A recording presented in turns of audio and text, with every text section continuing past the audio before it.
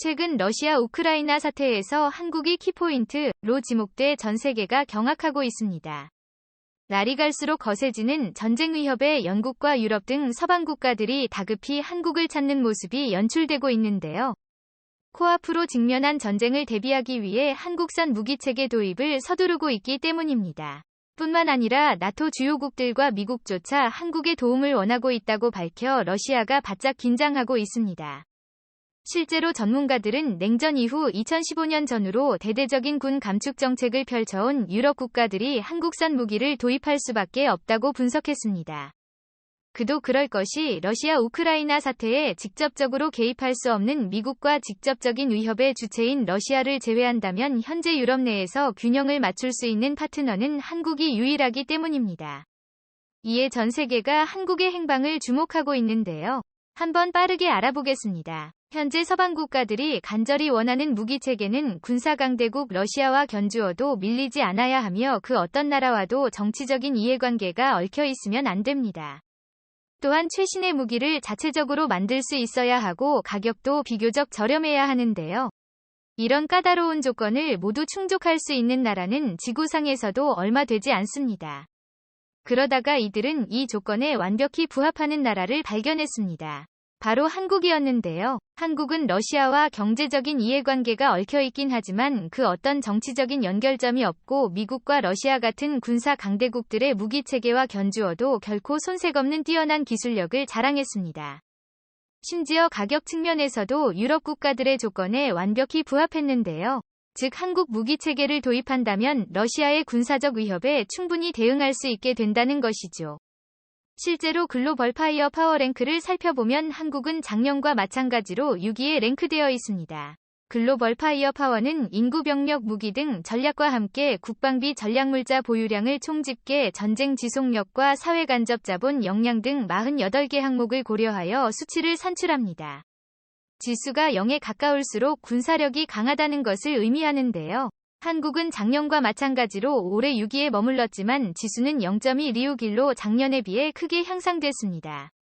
상황이 이렇게 되자 폴란드는 한국으로부터 K9 자주포를 대규모 사들였습니다. 폴란드는 러시아가 손만 뻗으면 닿을 곳에 있었던 만큼 과거부터 러시아 침략의 고통을 받아왔습니다. 1795년부터 세계 1차 대전 종료까지 폴란드는 1203년간 프로이센 러시아 오스트리아 3국에 의해 점령당했습니다. 2차 대전 초반인 1939년 독일 소련에 의해 동시에 침공당한 뒤 분할 통치됐죠. 또한 구소련 붕괴 이후 1999년 폴란드는 헝가리 체코와 함께 북대서양 조약기구에 가입해 러시아의 군사적 위협을 견제하려 했으나 상황은 나아지지 않았습니다. 되려 나토의 동진과 이에 대응하기 위한 러시아의 서진 사이에 끼어 전전등등 해야 했습니다. 하지만 폴란드가 K9 자주포를 대규모 도입하고 난 뒤에는 단 한 번도 러시아가 폴란드에 대한 어떠한 군사적 위협조차 시도하지 못했는데요. 이에 따라 리투아니아, 노르웨이, 핀란드 등 동유럽 국가들은 급격한 군비 확증을 위해 다급히 한국을 찾았습니다. 이뿐만이 아닙니다. 이들은 한국의 K2 전차에도 엄청난 관심을 보이고 있는데요. 유럽에서 전차 전략이 가장 강력한 나라인 러시아를 상대하기 위해선 이에 준하는 전력을 갖춰야만 하는 상황인 만큼 세계에서 그 성능을 인정받은 K2 득표를 이들이 선택할 수밖에 없다는 분석입니다. 하지만 일각에서는 이런 긴급 상황에 이들이 한국 무기를 도입할 이유가 없다며 의문을 표하고 있습니다. 실제로 폴란드는 250대의 에이블 함스 전차를 도입했는데요. 에이블 함스는 전차 교환비 300대 1에 명실상부한 최강의 전차 중 하나입니다. 발군의 사격 통제 장치와 열화 우라늄 장갑, 열화 우라늄 탄으로 명중률, 방어력, 공격력 모두 뛰어난 것으로 유명한데요. 이런 최강의 전차를 250대나 도입한 폴란드가 미국 무기를 도입하면 도입했지 한국은 무기를 도입할 이유가 없다는 것입니다. 하지만 이는 아주 근시안적인 시각에 불과합니다. 우선 미국의 에이블 브람스가 뛰어난 전차인 것은 맞지만 폴란드 입장에서 최고의 선택이 되는 것은 아닙니다.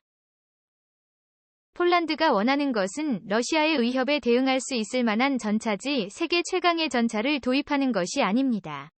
게다가 미국은 보안상의 이유로 기술 이전을 극도로 제한하고 있습니다.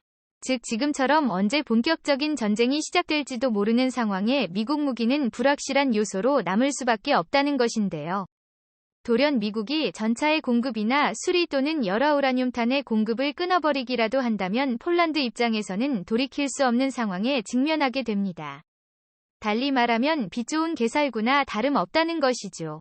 반면 한국의 K2의 공격력과 방어력도 에이블 함수에 크게 뒤지지 않습니다. 폴란드가 K2 전차를 도입한다면 폴란드는 한국의 기술을 이전받아 자국에서 직접 전차를 양산할 수 있게 됩니다. 그렇게 된다면 폴란드는 전차의 생산량을 조절할 수 있을 뿐 아니라 언제든 고장난 전차를 수리해서 쓸 수도 있습니다. 만에 하나 벌어질 수 있는 최악의 상황에서도 폴란드가 능동적으로 대처할 수 있게 된다는 것이죠. 게다가 한국의 무기체계는 그 어떤 환경과 상황에도 대응할 수 있는 유연함이 가장 큰 강점으로 손꼽힙니다.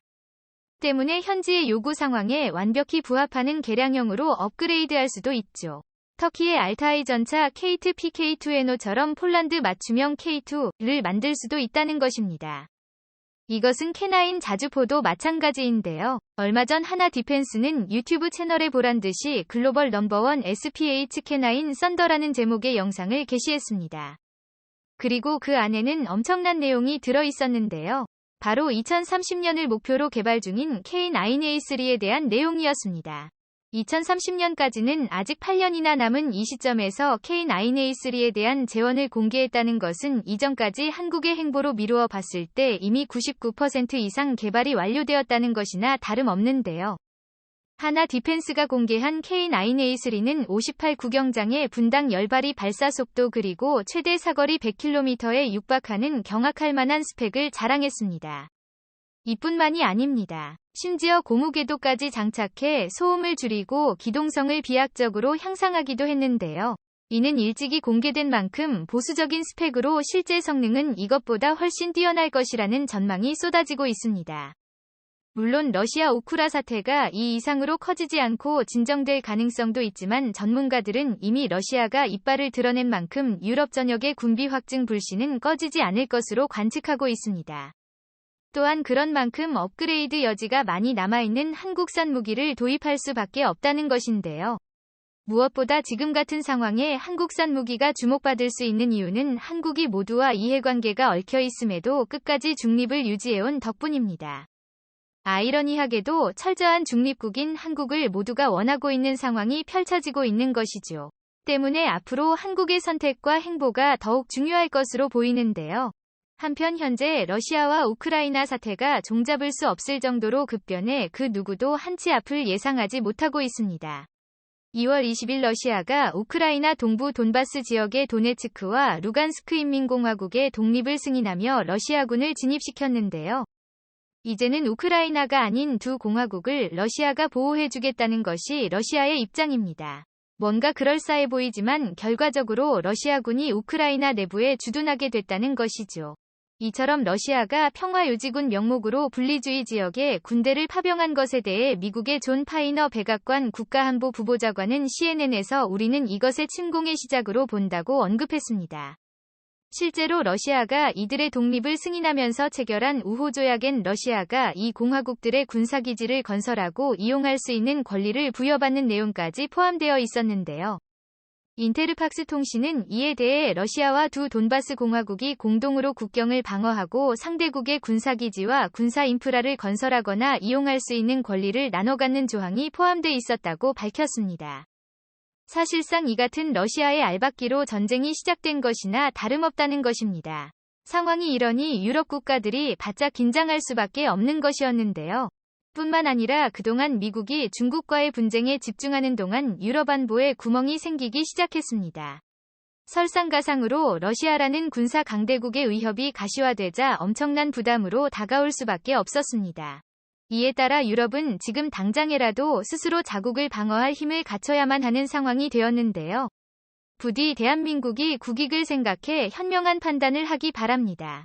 이상 이슈거리였습니다.